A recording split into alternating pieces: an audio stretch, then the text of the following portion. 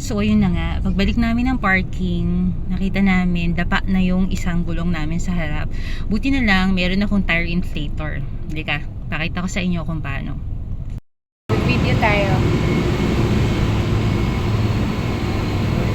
Flat tayo guys. Iset mo lang kung ilang PSI yung gulong mo, tapos pindutin yung power button. Itong Wico ay 36 PSI.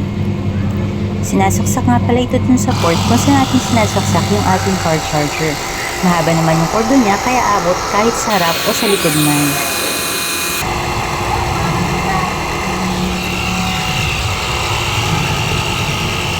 Tama ba itong ginagawa?